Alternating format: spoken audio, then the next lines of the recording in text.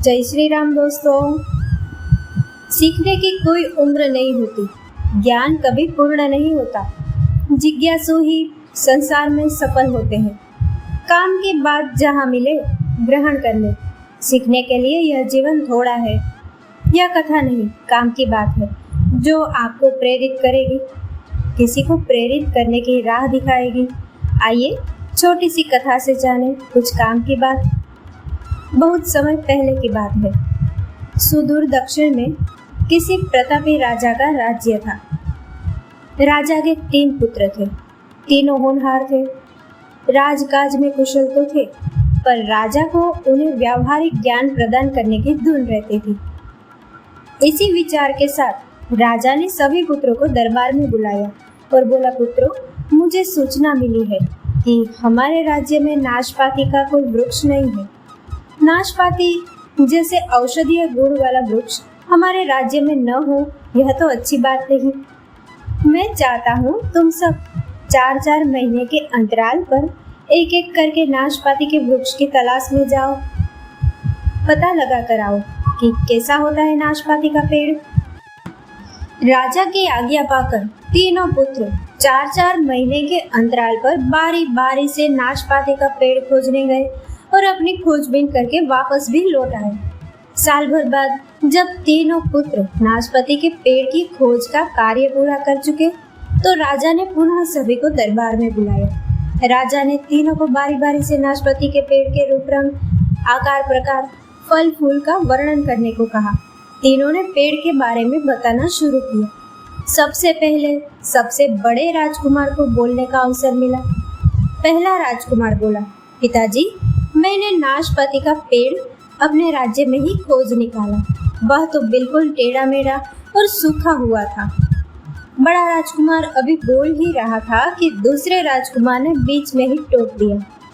बात काटते हुए वह बोल पड़ा, नहीं, नाशपाती का पेड़ को मैंने भी अपने राज्य में खोज निकाला, लेकिन पेड़ तो बिल्कुल हरा भरा था। हाँ, एक कमी दिखी, उस वृक्ष में एक भी फल नहीं था। दोनों बड़े भाइयों की बात सुनकर सबसे छोटे राजकुमार से धैर्य न रखा गया।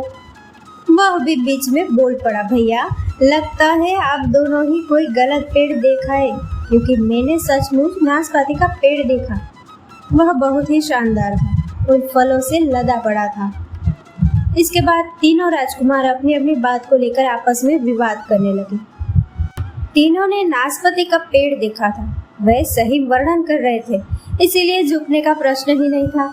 विवाद बढ़ता देखा राजा अपने सिंहासन से उठे और बोले, पुत्रों, तुम्हें आपस में बहस करने की कोई आवश्यकता ही नहीं। दरअसल तुम तीनों ही नाशपाती के वृक्ष का सही वर्णन कर रहे हो।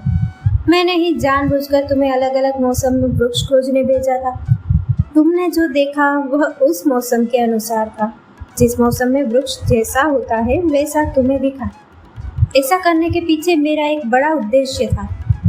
मैं तुम लोगों को एक व्यावहारिक बात सिखाना चाहता था। जो मैं कहने जा रहा हूँ उसे वह ध्यान से सुनना।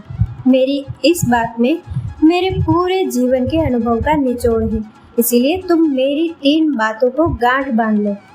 पहली बात, किसी चीज के बारे में सही और पूर्ण जानकारी चाहिए तो तुम्हें उसे लंबे समय तक देखना परखना चाहिए। फिर चाहे वो कोई विषय हो, वस्तु हो या फिर कोई व्यक्ति ही क्यों न हो। किसी भी बात पर आवेश में आकर या जल्दबाजी में किया गया निर्णय ज्यादातर गलत ही होता है। समझदार व्यक्ति वही है जो किसी बात के निष्कर्ष पर पहुंचने से पहले उसे अच्छी तरह तोल ले। जो ऐसा करता है उसके निर्णय पर लोगों की विश्वसनीयता बढ़ती है, साथ ही उस व्यक्ति का अपना विवेक भी जागृत रहता है। दूसरी बात, हर मौसम एक सा नहीं होता। समय अपने क्रम के अनुसार बदलता रहेगा। जीवन का चक्र यही है।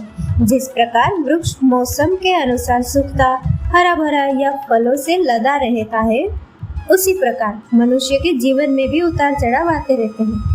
अतः अगर तुम कभी भी बुरे दौर से गुजर रहे हो तो अपनी हिम्मत और धैर्य बनाए रखो। समय अवश्य बदलता है।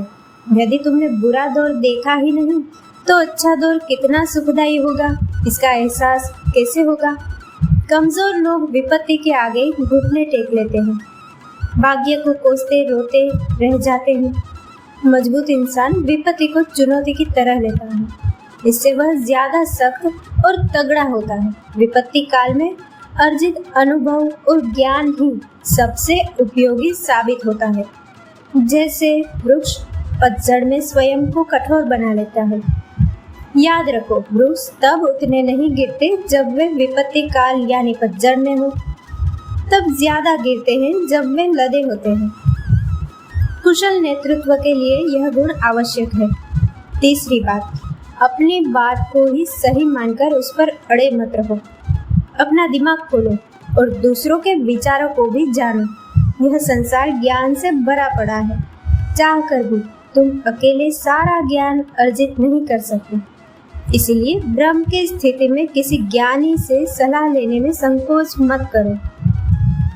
संसार में कोई ज्ञान पूर्ण नहीं है।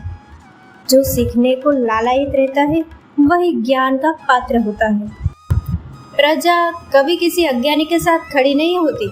वह अपने राजा में बल के साथ बुद्धि भी देखना चाहती है। राजा द्वारा राजकुमारों को दी गई यह सीख कितनी व्यावहारिक है। यदि संकट काल में हम इन्हें गांठ बांध ले तो जीवन का नजरिया बदल सकता है। संकट काल शक्तियाँ जुटाने के लिए होता है, इसका सदुपयोग खूबियाँ बढ़ाने के लिए होना चाहिए। दुनिया के सभी सफलतम लोगों की जीवनी उलट कर देख ले। उन्होंने जीवन में बहुत कठिनाइयों का सामना किया, उसमें तपे और निखर कर आए। जो संकट काल के ताप को नहीं झेल पाते वे साधारण जन बनकर रह जाते हैं। इसीलिए आपातकाल में भी अवसर खोजने का प्रयास करें। इसके दो फायदे हैं। पहला तो आपका ध्यान संकट से थोड़ा हटेगा। दूसरा, आप कुछ ऐसे नए गुण सीख लेंगे जो संकट से निकालने में सहयोगी हो सकते हैं। जब विपत्ति काल निकल जाए तो ये कई गुना फल देने लगे।